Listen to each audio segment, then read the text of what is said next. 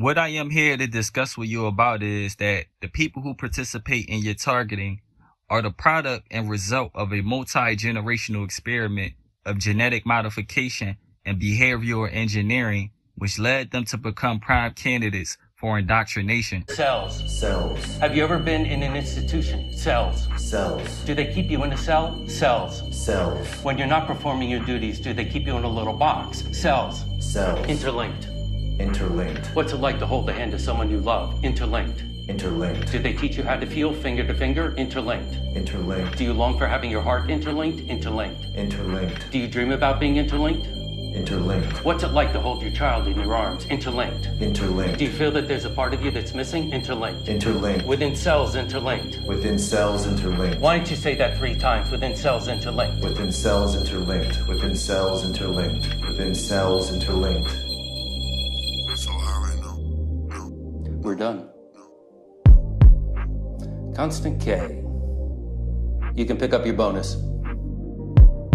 If you had watched any of my targeted bloodline series, this video will be considered a part 3 of what I call what they don't tell you. The system was designed to target, indoctrinate, institutionalize, reform, and exploit the weak-minded, the ignorant, the blind, and the fools. Your average Gangstalker is a product of what is called a Darwin Award.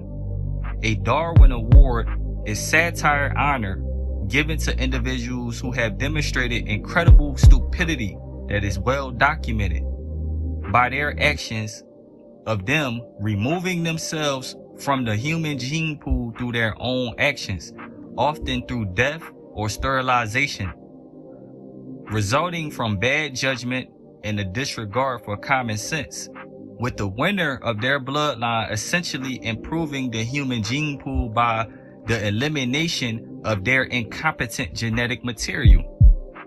So basically their bloodline only advances through cannibalism or the self-destruction of one another. So basically, like at war, you know, when their fellow soldier die, the only way they advance is walking on their dead brethren.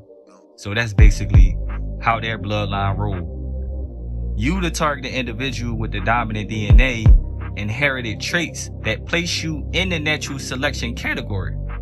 Natural selection is the process by which species evolve to better suit their environment, occurring when individuals with advantageous heritable traits survive and reproduce more successfully than those without them. The system was designed to target, indoctrinate, institutionalize, reform, and exploit the weak-minded, the ignorant, the blind, and the fools. But you use common sense, a basic understanding that comes naturally to you. You watched and learned from other people's mistakes and benefited. You ain't had to tear no one down.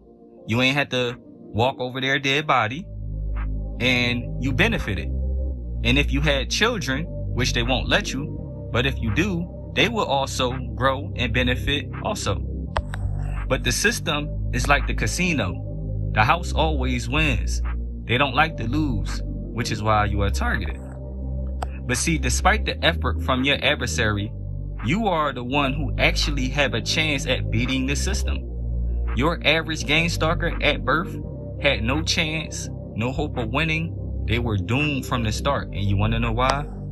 Let's go back to Darwin Award principle. Individuals who have demonstrated incredible stupidity by removing themselves from the human gene pool through their own actions, often through death or sterilization, resulting from bad judgment and a disregard for common sense, with the winner of their bloodline essentially improving the human gene pool by the annihilation and an incompetent genetic material. The only way their bloodline survive is through the death of one another. They don't have the ability to learn from one another's mistakes or use common sense. They make the same mistakes. Their bloodline is defective. It became broken throughout the generations, which led them to become hackable by blood, victims of genetic engineering. That is why they have That is why they do genetic modification. That is why they even do genetic engineering, because it worked for some. Well, for most. But they have no choice in this system. They have no chance in a civilized society. Where else for them to go? The only place they can go is through the indoctrination system to be reformed and used as a global security. It is a pragmatic and unethical, ambiguous strategy, but it works every time. It goes like this. Let's say the system designed a manhole in the back of a park to capture and human traffic people in secret. But they put up caution signs, do not enter signs, or warning signs that you may get stuck or you may die. All these cautionary acts and actions is beneficial for some, but it is futile and pointless to the lesser bloodlines because they have no noteworthy judgment or common sense. The system knows someone is going to walk right into it. The system knows someone is going to play around and fall for the trap despite the warning signs. They are exploiting these weaker gene pools because they had dumbed down their bloodline. The reason they can't survive or have no chance at survival is because they only learn when someone gets snatched up or die or hurt. Imagine it. Imagine it having to take for your loved one to die in order for you to get the picture. When the signs was in your face, literally. If that's not a defect in the genetic pool or someone being mentally handicapped, I don't know what it is. Their only choice is to turn to organized crime. That is where they feel more accepted and more belonging, because a lot of these people that resort to that don't have the ability to operate outside of that. They cannot survive without the herd mindset. It is by design, literally. So I'm going to explain to you how they are able to pull this Gangstalking program off the radar, how they are able to, keep this Gangstalking program off the radar, undetected, accepted, and self-generating on its own. They first had to teach people through despair and fear, learned helplessness. They provide the problem, then the solution. Institutions or systems are meant to shape the minds and thoughts of people over time. They are used to make people more accepting of certain ideas without much questioning. First, you got the education system, schools, universities.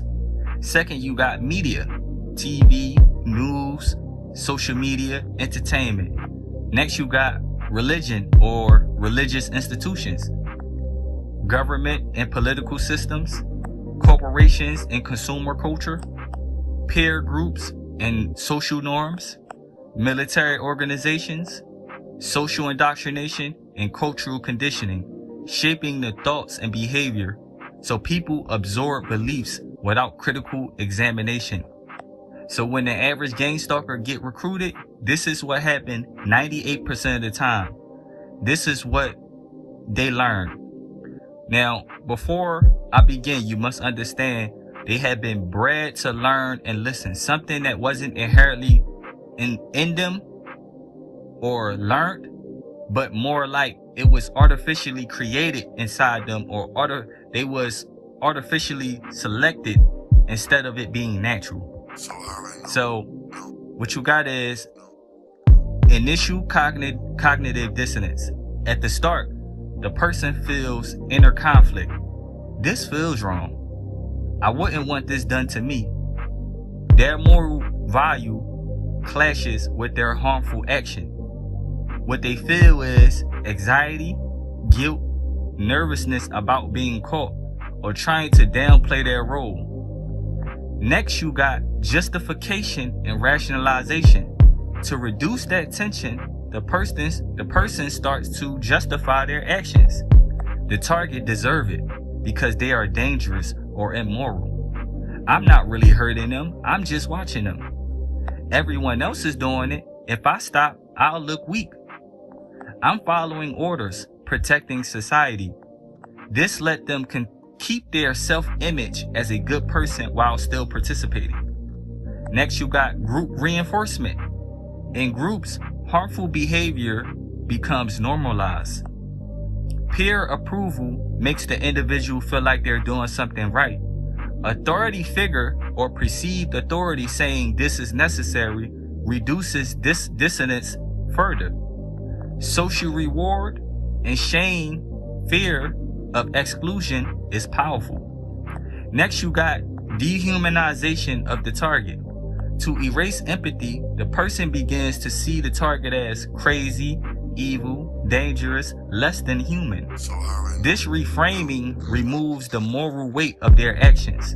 Now, harassment doesn't feel like harming a real person. It feels like fighting an enemy or problem. And I know for your target, it may feel like that they feel like that, right? Next, you got belief adjustment. Over time, the person's belief system changed to align with their behavior. They might genuinely believe this is justice. People like that deserve punishment. I'm doing something important for the greater good. At this stage, cognitive dissonance mostly disappear because their worldview and actions now fit together. Next, you got normalization and habit. Harassment becomes a routine, even boring, no longer a moral dilemma. They may even feel pride, superiority, or righteousness. If questioned, they'll defend their behavior strongly because admitting it's wrong will bring the dissonance back. Now, this is why a lot of them live a double life. All of them. So here are the main psychological terms that fit the description, right? Number 1, brainwashing, coercive persuasion. Classic terms used for when an authority uses manipulation, pressure, and deception to reshape someone's belief and behavior. Usually involves isolation, reputation, and control of information. They filter what they can do, filter what they can say, and that basically puts them in a category, puts them in a box, right? They can't do certain things, they can't say certain things, right? Tell them what to wear, what to do. The person doesn't just rationalize on their own. They are being systematically programmed, reprogrammed. So yes, this can be brainwashing. Though the word is sometimes used loosely.